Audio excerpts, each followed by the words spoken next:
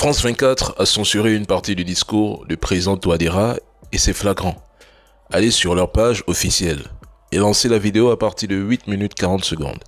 Faites cet exercice et vous verrez par vous-même le passage qu'ils ont censuré. Je parle de celui-ci.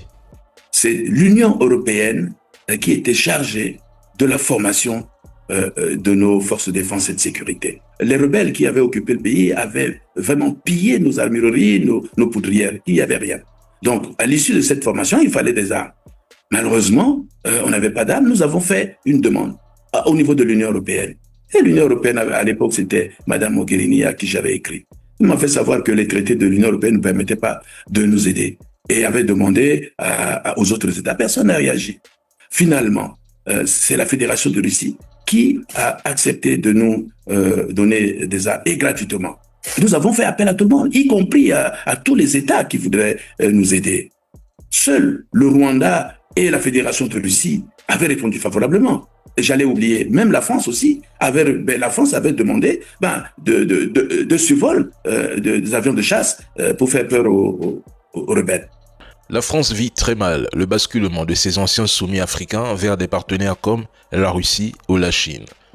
Pendant plus d'un demi-siècle, la France a exercé une influence quasi exclusive sur les affaires politiques, économiques et militaires de ses anciennes colonies. Les contrats miniers, les bases militaires permanentes, l'appui diplomatique à l'ONU et surtout une capacité d'ingérence directe via des opérations extérieures, des coopérants et des conseillers, tout ça c'était eux. Voir un pays de cette zone comme la RCA, le Mali, le Niger, le Burkina choisir la Russie, pour Paris c'est une humiliation diplomatique.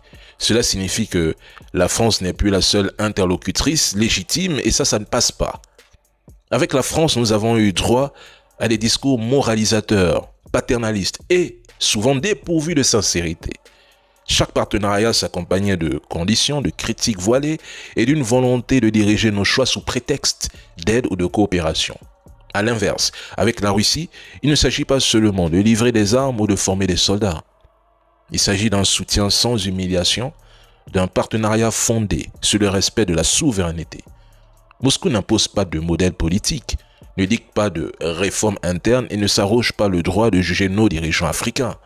Et c'est cette différence d'attitude qui, peu à peu, éloigne les Africains de l'Occident, car, au-delà des idéologies, les peuples africains recherchent avant tout des alliés qui écoutent, respectent et traitent d'égal à égal. Pas de tuteurs qui parlent d'aide tout en rappelant sans cesse leur supériorité morale.